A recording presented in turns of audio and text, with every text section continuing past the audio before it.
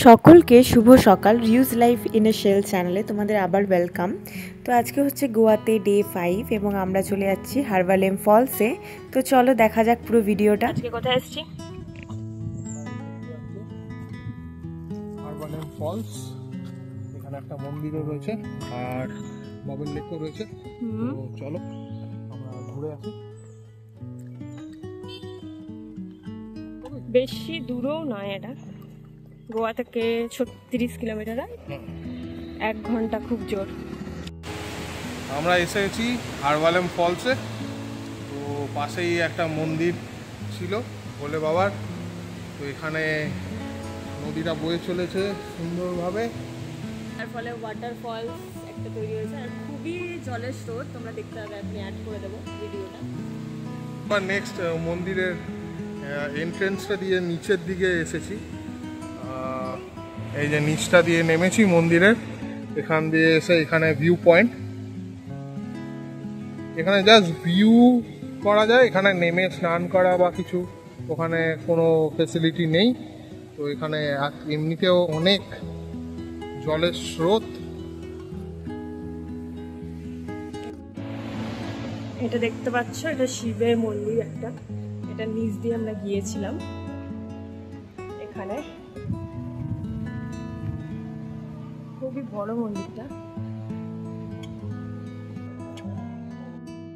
যতটা আমরা বুঝলাম এখানকার লোকের মতেই মন্দিরটা খুবই জাগ্রত।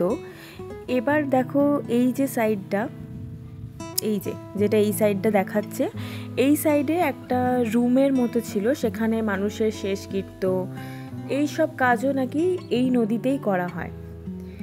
তো চলো এবার দেখে নেওয়া যাক যে আমরা যেটার জন্য এসেছি হারবালেম ফলস, কিন্তু তার সাথে মন্দিরটা দেখে আমাদের খুবই ভালো লাগলো।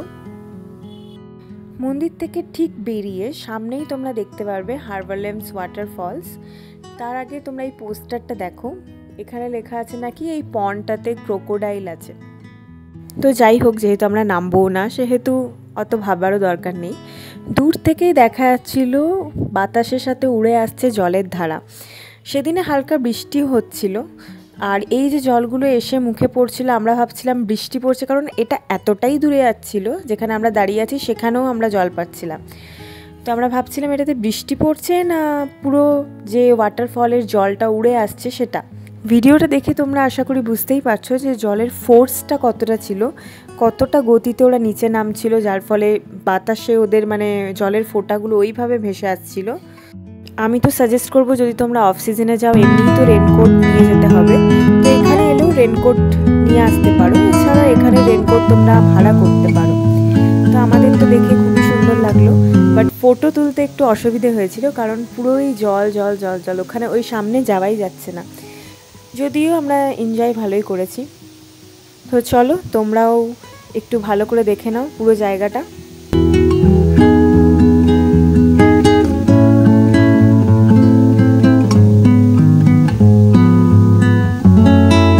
তো ওয়াটারফলস আমাদের দেখা হয়ে গিয়েছিল।